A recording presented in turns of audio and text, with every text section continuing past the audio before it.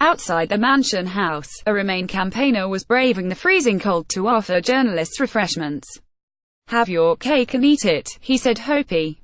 He must have nearly run out by the time the Prime Minister arrived, because her mission appeared to be to let most of her Brexit Ultras know that they would be going on a diet, while still allowing herself leeway to scoff as many slices as she fancied. This was Theresa May's third landmark Brexit speech, following the ones at Lancaster House and in Florence, and she was under pressure to come up with something a little less vague than her previous offerings. So she began by laying out her 5 tests. She refrained from calling them red lines, that any Brexit deal must meet.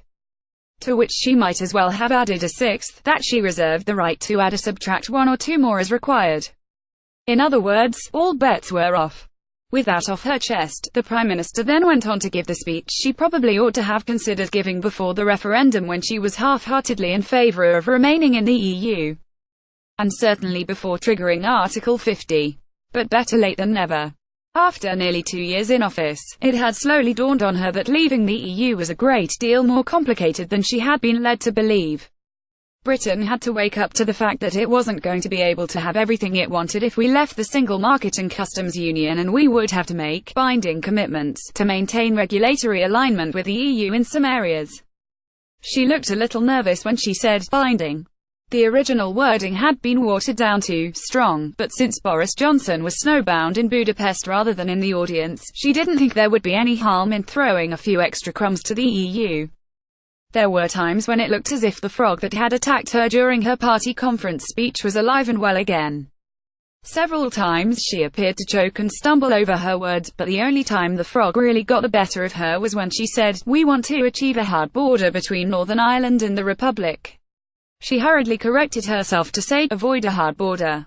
Though maybe it wasn't the frog at all. Maybe it was just a Freudian slip. After all, this was always intended as a speech with something for everyone. Having success, he spelled out at length all the reasons why leaving the EU was a terrible idea. May moved on to the details of how she planned to achieve her managed ambitious divergence, or MAD for short. Though what she really appeared to be doing was making a desperate plea to the EU for help. She wanted a customs union as long as it wasn't called a customs union. She was happy with a European Court of Justice as long as it could be called the British European Court of Justice. So could the EU just accommodate her a bit and give her everything she wanted? And while they were about it, any ideas for resolving the Irish border problem would be greatly received. By now heads were going down in the audience. With a Theresa May speech you feel every one of the 45 long minutes. Sensing she was losing her way, the Prime Minister went back to her familiar May-Bart trademarks. She appears to confuse mindless slogans with tireless optimism, and her language function began to disintegrate.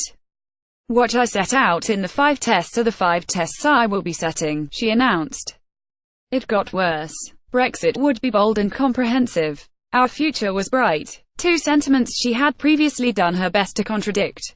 She even said, "I am very clear." Always a clear sign she is out of her depth. She ended with, "Let's get on with it." If only she had done so over a year ago. And if only she would. But that might take leadership. Which was one item that didn't appear to have been on the menu.